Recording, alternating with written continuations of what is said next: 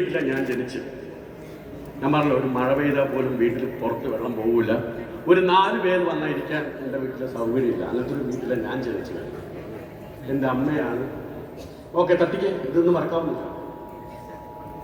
എൻ്റെ അമ്മയാണ് ആ കൊച്ചി ഞാനാണ്.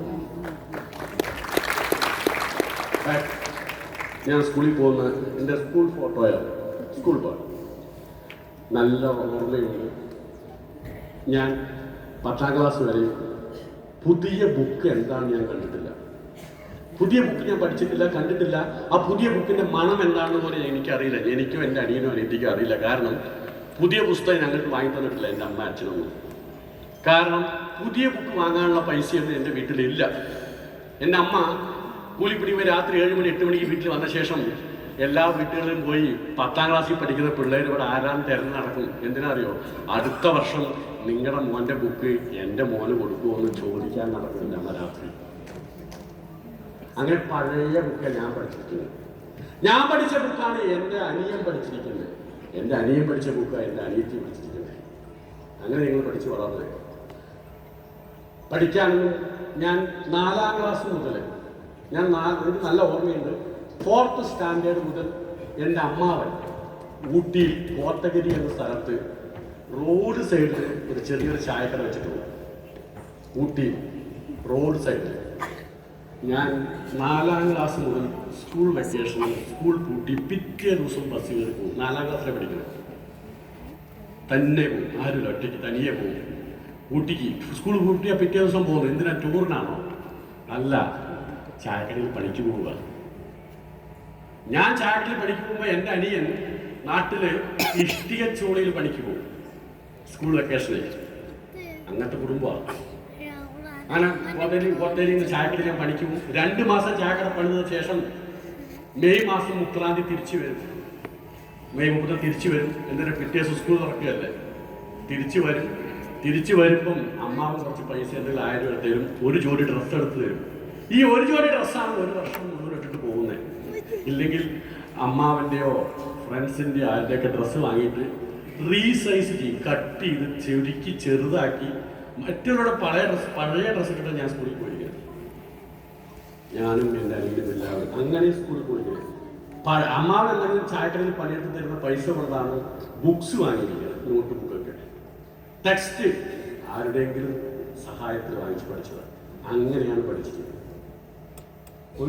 ഒരു വീട്ടിലാണ് ഒരു അച്ഛൻ വർഷത്തിൽ 2 പ്രാവശ്യമേ, ഒന്ന് ഓണത്തിനും വിഷുവിനും മാത്രമേ കൊടക്കനാലിൽ നിന്ന് വരും. അമ്മ കൂലിപ്പണിക്ക് പോകുന്ന പൈസ കൊണ്ടൊന്നും 3 പേരില്ല. പക്ഷെ ഞങ്ങളെ വളർത്തിയതും 3 നേരം ഭക്ഷണമൊക്കെ കഴിച്ചത് ഞാൻ ജനിച്ച അന്ന് മുതൽ എൻ്റെ വീട്ടിൽ 2 പശുവുണ്ട്. കറക്കുന്ന പശുക്കൾ, പശു, ആട്, മാട്, എരുമകളൊക്കെ ഉണ്ടായിരുന്നു. ഈ പശുവിന് പാല് കറന്ന് വിട്ടിട്ടാണ് ഞങ്ങളൊക്കെ ജനിച്ച് വളർന്നത്. അങ്ങനെയായിരുന്നു. പശുവിനെ വളർത്തി രാവിലെ അമ്മ 7 മണിക്ക് പോയാൽ രാത്രി 7 മണിക്ക് തിരിച്ചു വരിക. പക്ഷെ ഞങ്ങളുടെ ഉത്തരവാദിത്വം പശുവിനെ സ്കൂളിൽ വന്നിരിക്കുകയാണ്. ഒരു വയസ്സ്. പക്ഷേ എനിക്ക് നല്ല ഓർമ്മ, ഞാൻ പഠിച്ചത് പാലക്കാട് പെരുങ്ങോട്ടൂർശി ഹൈസ്കൂളിലാണ്. ആ സ്കൂളിൽ ആ വർഷം 10th സ്കൂളിൽ ടോപ്പർ ഞാനായിരുന്നു. നല്ലപോലെ പഠിക്കും. 10 വരെയും 10ൽ ഫസ്റ്റ് ബെഞ്ചിൽ തന്നെയായിരുന്നു. പക്ഷെ 10ൽ ഫസ്റ്റ് ബെഞ്ചിലാണെങ്കിലും എൻ്റെ സ്വഭാവം കൂടുതൽ ലാസ്റ്റ് ബെഞ്ചിൽ അവൻ്റെ സ്വഭാവങ്ങളായിരുന്നു. ഞാൻ പഠിക്കുമ്പോൾ തന്നെ ഭയങ്കര റിലേഷൻഷിപ്പ്, ഫ്രണ്ട്ഷിപ്പ്, ഗ്യാങ്. ഇന്നും എനിക്ക് 1ാം ക്ലാസ് പഠിച്ച ഫ്രണ്ട്സ് ഗ്യാങ് ഇപ്പോഴും ഉണ്ട്. അവരായിട്ടുള്ള ഫ്രണ്ട്ഷിപ്പ്, അവരായിട്ടുള്ള മെയിൻറ്റെയിൻ ചെയ്യുന്നു, അവരായിട്ടുള്ള ഗെറ്റ് ടുഗദർ, അവർ പലരും പല സ്ഥലത്ത് അവരൊക്കെ ഞാൻ ഇപ്പോഴും ഞങ്ങൾ കാണാറുള്ളതാണ്. അപ്പം നല്ല പഠിച്ചു. കോളേജ് അന്ന് ഡിഗ്രി, അന്ന് 10th പാസ്സായ ശേഷം ഡയറക്റ്റ് കോളേജാണ്. ഇപ്പോഴത്തെ പോലെ +2, +1, +2 അല്ല. അന്ന് പ്രീ ഡിഗ്രിയാണ്. ഓർമ്മയുണ്ടാവും, പ്രീ ഡിഗ്രിയാണ്. ഞാൻ പ്രീ ഡിഗ്രി പഠിച്ചത് ഒറ്റപ്പാലം NSS കോളേജിലാണ്. ഒറ്റപ്പാലം NSS കോളേജിൽ പോകാനുള്ള കാരണം എനിക്ക് സയൻസിൽ നല്ല മാർക്കാണ്. സയൻസ്, മാത്സ്, ഫിസിക്സിലൊക്കെ 50-ൽ 48 മാർക്കാണ് എല്ലാത്തിലും. ഫിസിക്സ്, മാത്സിൽ 49 50 പഠിക്കുമ്പോൾ. എനിക്ക് അങ്ങനെ ഈ മാത്സിനെ പോയി കിട്ടി. വിക്ടോറിയ കോളേജിൽ കിട്ടി പാലക്കാട്. എൻ്റെ ഫ്രണ്ട്സിനാരും കിട്ടിയില്ല. അവർക്ക് കിട്ടിയത് NSSലാണ്. ഞാൻ അത് കഴിഞ്ഞ് എൻ്റെ ഫ്രണ്ട്സിന് വേണ്ടി ഇങ്ങോട്ട് വന്നു. ഫ്രണ്ട്ഷിപ്പിന് വേണ്ടിയിട്ട് ഞാൻ എൻ്റെ ഇഷ്ടപ്പെട്ട സബ്ജക്റ്റ് മാറ്റിയിട്ട് എൻ്റെ ഫ്രണ്ട്സിനൊക്കെ കിട്ടിയത് 4th ഗ്രൂപ്പ് ആയതുകൊണ്ട് NSSൽ വന്നു. അവിടെ പഠിച്ചു. കോളേജിൽ നല്ലപോലെ എനിക്ക് ഓർമ്മയുണ്ട്. കോളേജിൽ തന്നെ കോളേജ് ഫോട്ടോ കോളേജ് നല്ലപോലെ ഓർമ്മയുണ്ട്. ഒരു ദിവസം പോലും ഞാൻ കോളേജിൽ ഉച്ചയ്ക്ക് ശേഷം ക്ലാസ് ഇരുന്നിട്ടില്ല. ഒരു ദിവസം പോലും ഇരുന്നിട്ടില്ല. കാരണം ഉച്ചയ്ക്ക് ബെല്ലടിച്ച ഒരു ബസ്സുണ്ട്, പറന്ന് ക്ലാസ് ഒരു ഓട്ടമുണ്ട് NSS കോളേജിൽ നിന്ന് പാലപ്പുറം ബസ് സ്റ്റാൻഡിലേക്ക്. കാരണം ഒരു ബസ്സുണ്ട്, ആ ബസ്സിൽ കയറി പറക്കണം വീട്ടിലോട്ട്. എന്തിനാന്ന് വെച്ചാൽ അമ്മ രാവിലെ 7 മണിക്ക് പാടത്ത് പറമ്പിലും പണിക്ക് പോയി കഴിഞ്ഞാൽ വൈകിട്ട് 7 മണിക്ക് തിരികെ വരത്തുള്ളൂ. എൻ്റെ വീട്ടിൽ 2 പശുക്കളാ, കറക്കുന്ന പശുക്കളുണ്ട്. ഈ പശുക്കളെ ഉച്ചയ്ക്ക് പാല് കറക്കുന്നില്ലേ പ്രശ്നമാണ്. ഡെയിലി കറക്കേണ്ട ഉത്തരവാദിത്തം എന്റെയാണ്. പശുവിനെ കറക്കണം ഉച്ചയ്ക്ക്. അതുകൊണ്ട് എൻ്റെ കോളേജ് എല്ലാവരും എനിക്ക് ഇമ്പോർട്ടൻറ്റ് പശുവാണ്. ഞാൻ ഒരു ദിവസം പോലും കോളേജിൽ ഇരുന്നിട്ടില്ല. ഒരു ദിവസം പോലും ഞാൻ കോളേജിൽ ഉച്ച ശേഷം ഇരുന്നിട്ടില്ല.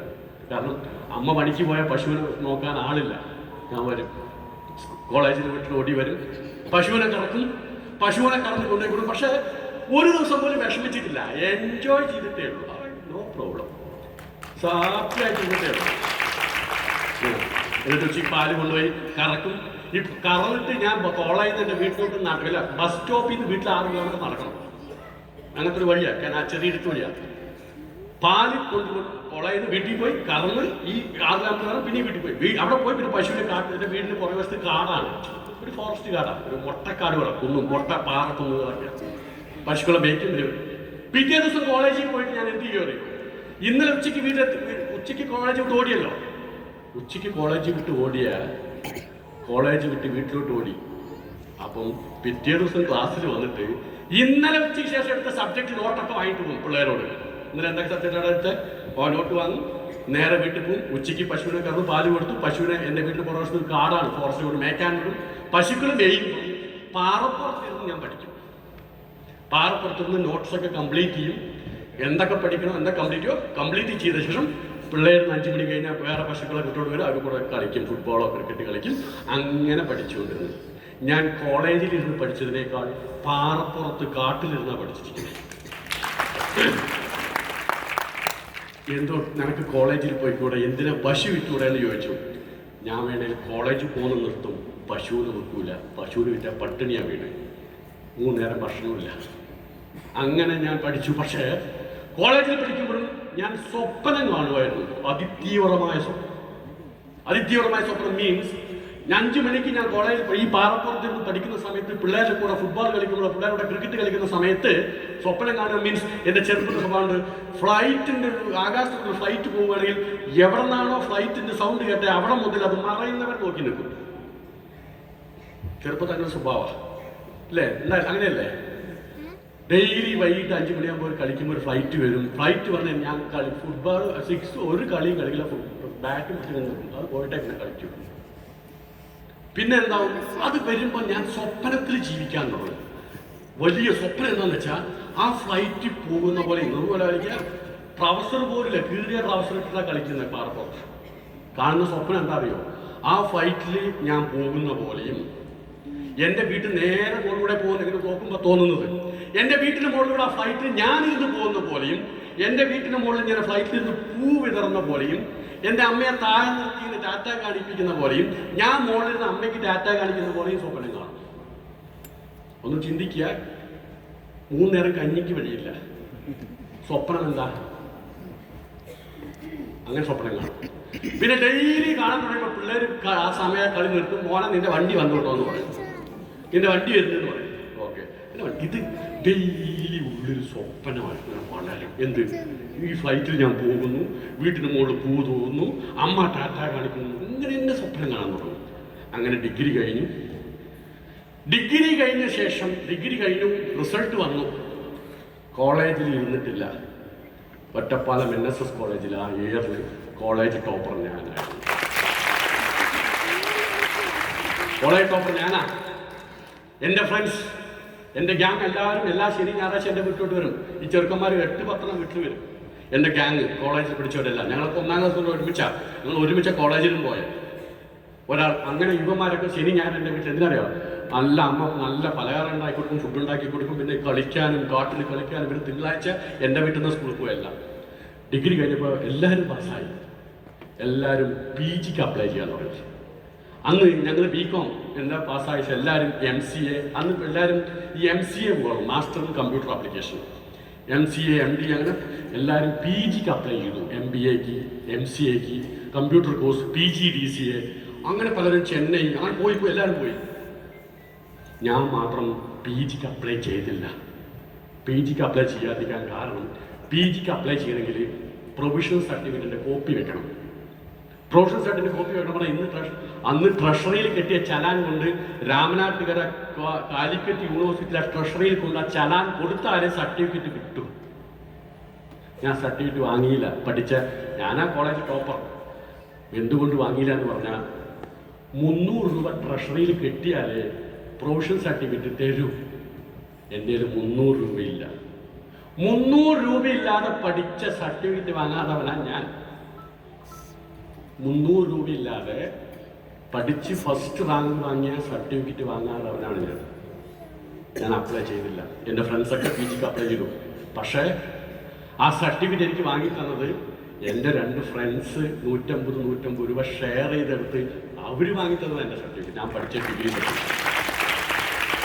അത് വാങ്ങാനുള്ള സാമ്പത്തികം പോലും ഇല്ലാത്തൊരു കുടുംബമായിരുന്നു. അപ്പോൾ ഒന്ന് ചിന്തിച്ച് എങ്ങനെയുള്ള കുടുംബമായിരിക്കുന്നു. അങ്ങനെയുള്ള കുടുംബത്തിൽ ഇവിടെ നിൽക്കാനുള്ള കാരണമാണ് ഞാൻ നിങ്ങളോട് അത് മനസ്സിലാക്കാൻ വേണ്ടി ഞാൻ പറയുന്നു. ഡിഗ്രി കഴിഞ്ഞു, സർട്ടിഫിക്കറ്റ് വേണ്ട. അപ്പം അമ്മയ്ക്ക് അറിഞ്ഞു നീ എന്താ പഠിക്കാൻ പോകട്ടെ, കൃഷ്ണന്മാർ ഉദയത്തിലൊക്കെ പോകുന്നുണ്ടല്ലോ ചോദിച്ചപ്പോൾ അമ്മ പറഞ്ഞു എന്ത് ചെയ്താൽ നിന്നെ ഞാൻ പഠിപ്പിക്കാം. അപ്പം ഞാൻ അമ്മയോട് പറഞ്ഞിട്ട് ഞാൻ ചിന്തിച്ചു. അമ്മ പഠിപ്പിക്കാന്ന് പറഞ്ഞു ഒരു വഴിയില്ല പഠിക്കാൻ. കാരണം എൻ്റെ അനിയൻ ഇതിനിടയ്ക്ക് 10th പാസ്സായി ITC എന്ന computer ITC industrial technical centre അതിൽ കൊണ്ട് അഡ്മിഷൻ എടുക്കാൻ വേണ്ടി എൻ്റെ അനിയൻ്റെ അഡ്മിഷന് വേണ്ടി ഞാനും അമ്മയും അനിയനും കൂടെ പോയി. അച്ഛൻ വരാറില്ല. പോകുമ്പോൾ അവിടെ ഫീസ് കൊടുക്കാൻ പൈസ ഇല്ലാതെ പോകുന്ന വഴിയിൽ അമ്മയുടെ താലി കൊണ്ട് പണം വെച്ചവൻ എൻ്റെ അനിയൻ്റെ അഡ്മിഷന് ഞാനാണ് അമ്മയുടെ താലി വെച്ചത്. അങ്ങനെയുള്ള ഞാൻ ഇനി എങ്ങനെ പഠിക്കാനാണ്? ഞാൻ എങ്ങനെ പഠിക്കാനാണ്? അമ്മ പറയുന്നത് പഠിക്കാൻ പഠിക്കും. ഞാൻ പറഞ്ഞു ഇല്ല. ഞാൻ അന്ന് ബസ്സുകളിൽ പോയത് കോട്ടഗിരിയിൽ അവിടെ ഒരു പൊതുസ്ഥലത്ത് റോഡ് സൈഡിൽ ഒരു ചായക്കടയുണ്ട് എൻ്റെ അമ്മാവിൻ്റെ. ആ ചായക്കട പണിക്ക് പോയി ഞാൻ. ആ ചായക്കടയാണ് ബാക്ക്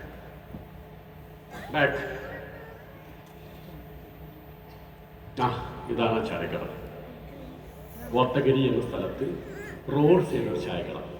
ഈ ചായക്കടയിൽ 4 വർഷം ഞാൻ പണിയെടുത്തു. ഡിഗ്രി പ്ലസ് കഴിഞ്ഞ ശേഷം ചായക്കടയിൽ പണിയെടുത്തിട്ട് ചായക്കടയിൽ എന്താ പണി? General manager, CEO? No. Parotta master ഇല്ലെങ്കിൽ പൊറോട്ട അടിക്കുക, ചായ മാസ്റ്റർ ഇല്ലെങ്കിൽ ചായ അടിക്കുക, പ്ലേറ്റ് കഴുകാൻ ആളില്ലെങ്കിൽ പ്ലേറ്റ് കഴുകുക, ടേബിൾ തുടയ്ക്കാൻ ആളില്ലെങ്കിൽ ടേബിൾ തുടയ്ക്കുക, അങ്ങനത്തെ കാഷ്യർ ഇല്ലെങ്കിൽ എല്ലാം സകലകല എല്ലാ പണിയും ചെയ്യും. അങ്ങനെയാണ് പണിയെടുക്കും. അവിടെ അങ്ങനെ പണിയെടുത്തു. അവിടെ പണിയെടുക്കുമ്പോഴും ഇങ്ങനെയും പഠിച്ചിട്ട് പഠിക്കാൻ പറ്റാതെ വന്ന് ചായക്കടയിൽ പണിയെടുക്കുന്നുണ്ടോ എന്ന് ഒരിക്കൽ പോലും വിഷമിച്ചതില്ല. ആ ചായക്കടയിൽ പണിയെടുക്കുമ്പോഴും എൻജോയ് ചെയ്തേ പണിയെടുക്കും. അവിടെ നടക്കുന്ന അടിയും എപ്പോഴും ബഹളം അടിയാണ്. കോത്തഗിരി എന്ന സ്ഥലം കുളിര് തണുപ്പാണ്.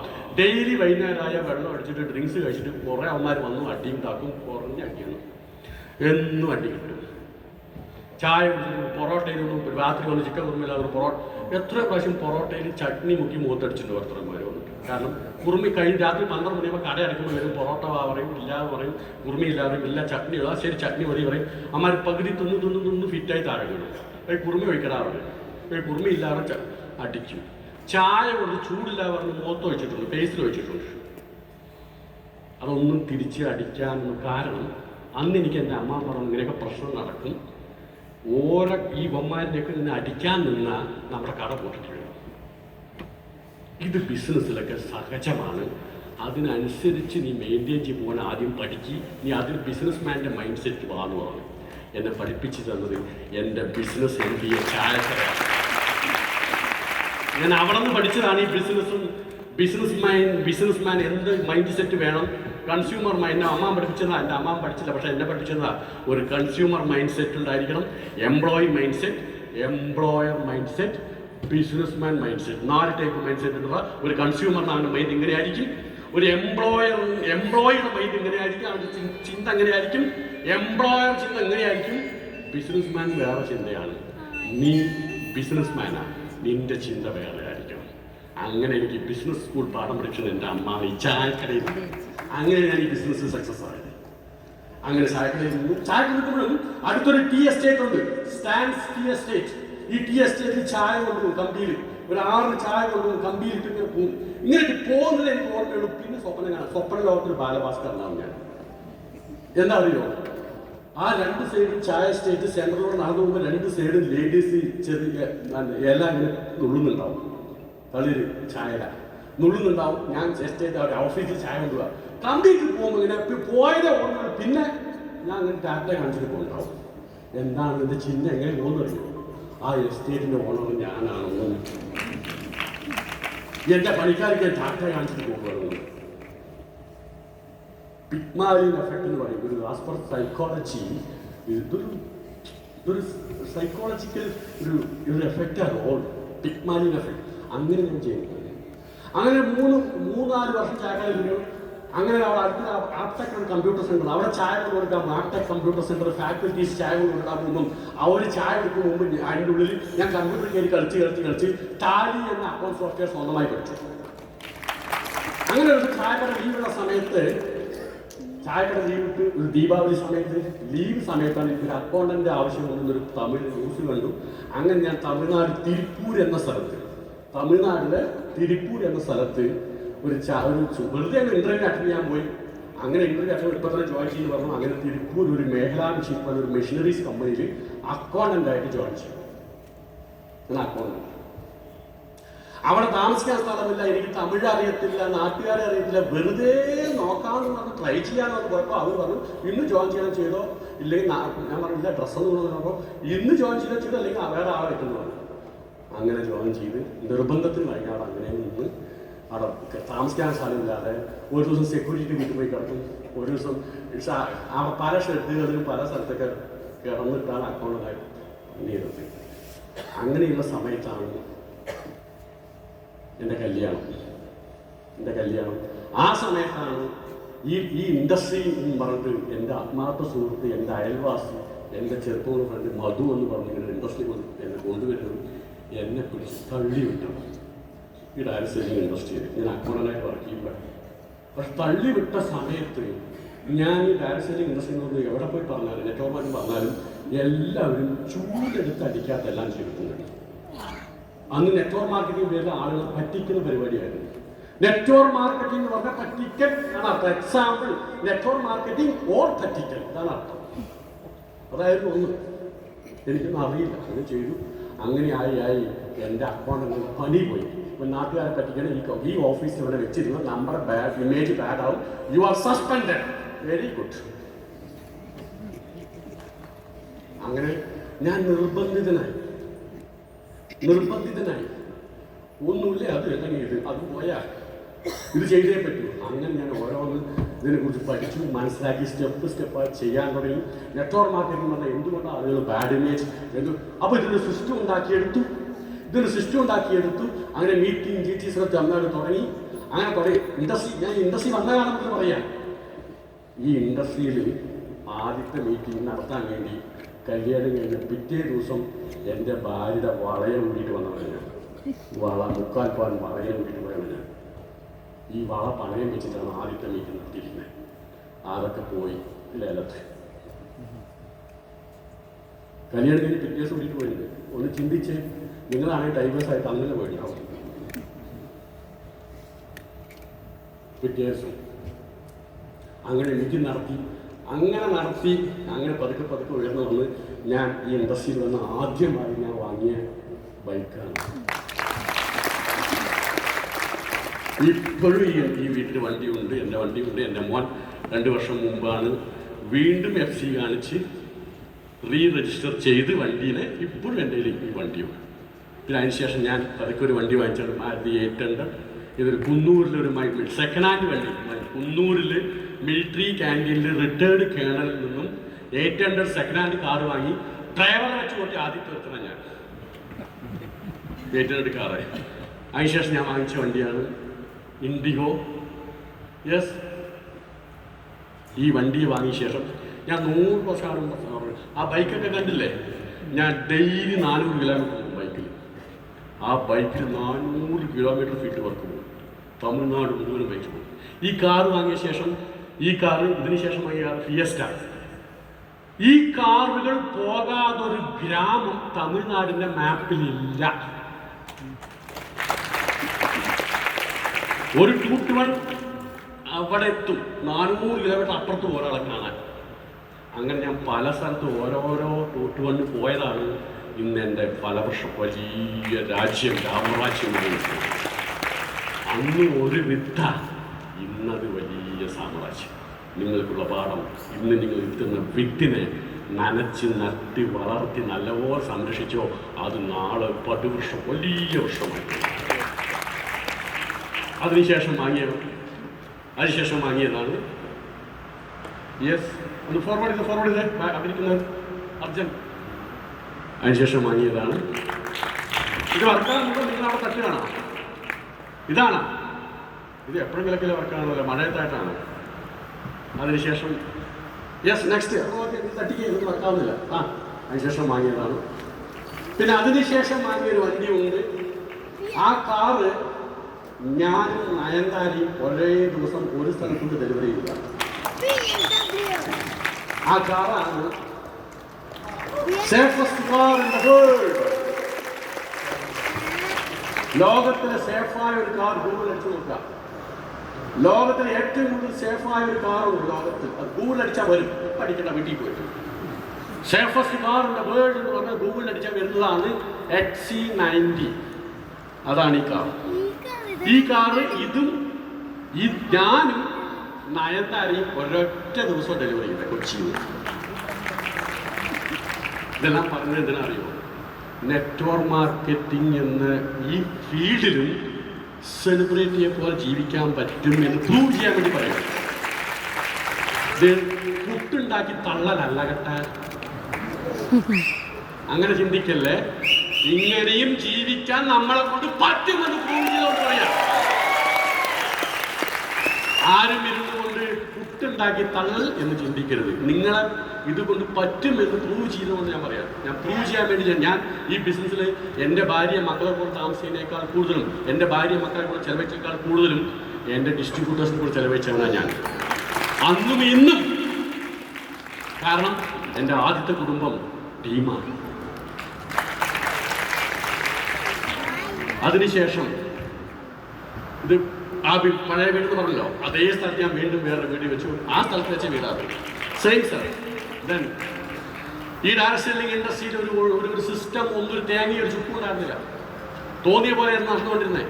അതിനൊരു സിസ്റ്റം ഉണ്ടാക്കിയെടുത്ത്, ഒരുപാട് സിസ്റ്റങ്ങൾ അങ്ങനെ ബേസിക് എഫ്എസ് അങ്ങനെ ഉണ്ടാക്കിയെടുത്തുകൊണ്ട് ഡയറക്ട് സെല്ലിംഗ് ഇൻഡസ്ട്രി ഒരു സിസ്റ്റത്തിലാക്കിയെടുത്ത ശേഷം എനിക്ക് Tamil Nadu international Tamil university, American Tamil university vice chancellor ന്യൂയോർക്കിൽ നിന്ന് വന്നുകൊണ്ട് എനിക്ക് ഡോക്ടറേറ്റ് തന്ന് ആദരിച്ചു.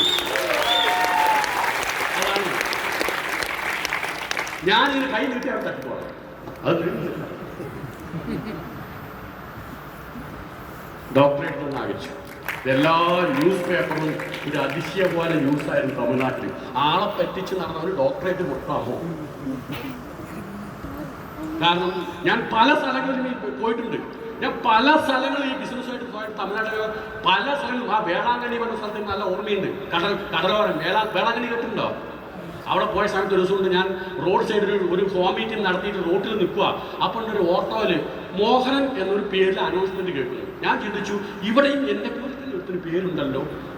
ശ്രദ്ധിച്ചപ്പോൾ അവർ കേരളത്തിൽ നിന്ന് മോഹനം പറഞ്ഞ ഒരുത്തം വന്ന് ഇവിടെ ആളെ പറ്റിച്ചുകൊണ്ടിരിക്കുന്നത്. മലയാളി പറ്റിക്കുന്നു, ഓട്ടോയിൽ അനൗൺസ്മെന്റ് എങ്ങനെയുണ്ടാവും? ഞാൻ ചിന്തിച്ചത്, മോന നീ ആള് ഫേമസ് ആയല്ലോടാ, നിന്നെ കുറിച്ച് അനൗൺസ്മെന്റ് അളവ് നീ ഫേമസ് ആയല്ലോ, ഡോണ്ട് വറി. ഫേമസ് ആണെന്ന് മുമ്പ് ഇതൊക്കെ സഹജം വന്നോ ചിന്തിച്ച് അങ്ങനെ ഞാൻ ചിന്തിച്ചുണ്ടാക്കി. അതിരാമ്പട്ടം സ്ഥലത്ത് ഒരു മുസ്ലിം ഏരിയയാണ്. അവിടെ ജുമാ കഴിഞ്ഞ് ഉച്ചയ്ക്ക് ജുമാ കഴിഞ്ഞ് എല്ലാവരും വെളിയിൽ വരുമ്പോൾ എല്ലാവരുടെ കയ്യിൽ ഒരു നോട്ടീസ്. വെള്ളിയാഴ്ച ജുമാ കഴിഞ്ഞ് പുറത്ത് വരിക, എല്ലാവരുടെ കയ്യിൽ കൈകാര്യം പോകാൻ കഴിയും, എല്ലാവരുടെ കയ്യിൽ ഒരു നോട്ടീസ് കൊണ്ട് വരിക. എന്താ നോക്കിയപ്പം ആ നോട്ടീസിൽ എൻ്റെ ഫോട്ടോ. എന്താ അറിയാം ഫോട്ടോയിൽ?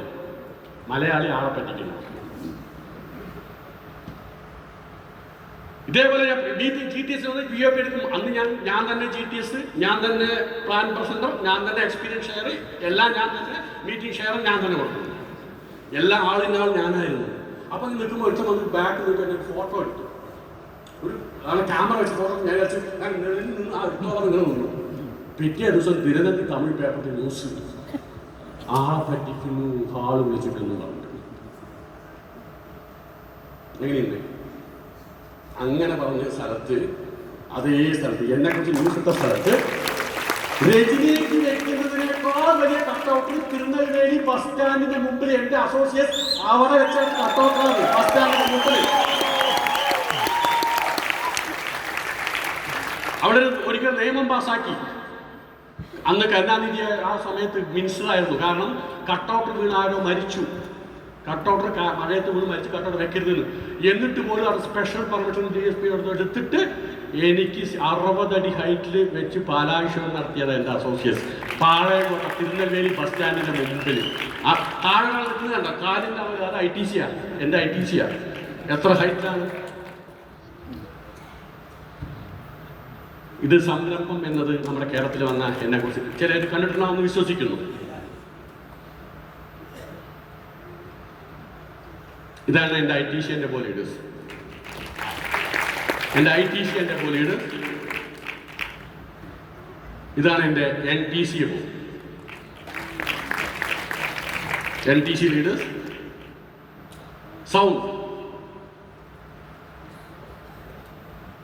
സൗണ്ട് ഇല്ലേ?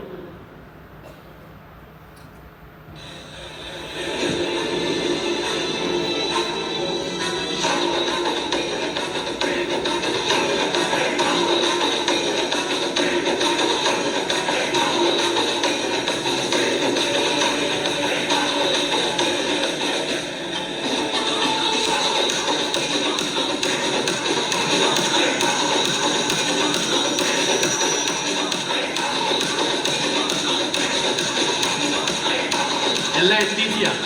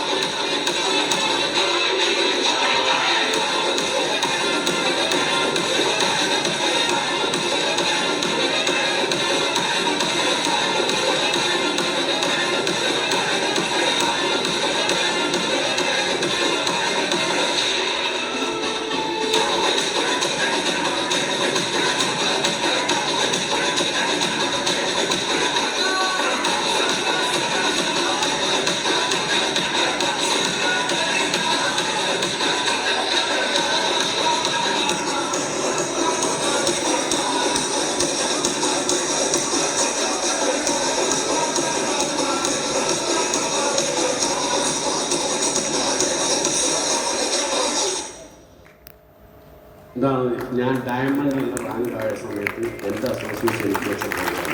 ഞാൻ ഡയമണ്ട് ആയ സമയത്ത് ആ സമയത്ത് എൻ്റെ വൈഫിന് എൻ്റെ ITC ലീഡേഴ്സിൻ്റെ വൈഫും എല്ലാവരും വന്നിട്ടുണ്ടായിരുന്നു. എൻ്റെ വൈഫിൻ്റെ ഒരു 3/4 പവൻ വളയായിരുന്നു എൻ്റെ ആദ്യത്തെ മീറ്റിംഗ്. ആ പ്രോഗ്രാമിൽ എല്ലാ ITC ലീഡേഴ്സിൻ്റെ വൈഫും സ്റ്റേജിൽ വന്നിട്ട് എൻ്റെ വൈഫിന് 7 പവൻ്റെ നെക്ലസ് ഗിഫ്റ്റായിട്ട്. ആ ബാക്ക് എൻ്റെ വൈഫിൻ്റെ കഴുത്തിൽ എൻ്റെ വൈഫിൻ്റെ കഴുത്തിൽ കാണാൻ കഴിയുന്നത് ഇത് ഗിഫ്റ്റായി കൊടുത്തത്. എൻ്റെ കഴുത്തിൽ മുഴുവൻ സ്വർണ്ണ ചെയിനാണ്. എനിക്ക് എൻ്റെ അസോസിയേഷൻ എനിക്ക് അന്ന് തന്ന ഗിഫ്റ്റ് 52 പവൻ മാലകളായിരുന്നു കഴുത്തിൽ. 52 പവൻ എനിക്ക് തന്നത്. എൻ്റെ കഴുത്ത് മുഴുവൻ ചെയിനുകളാണ് എൻ്റെ വൈഫിൻ്റെ. ആ പ്രോഗ്രാമാണ്.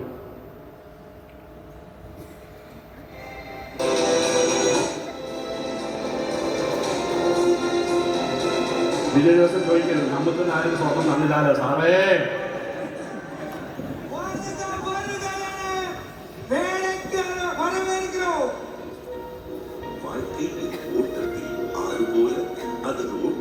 കേസിൽ ഉൾപ്പലൻ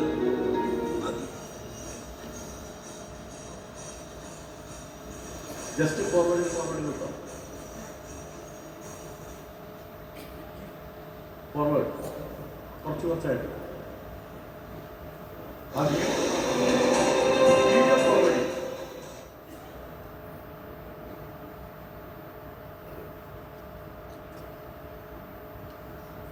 വീഡിയോയിലെ കർസർ വെച്ച് ദേശം ഫോർവേഡ് ചെയ്താൽ മതി. ആ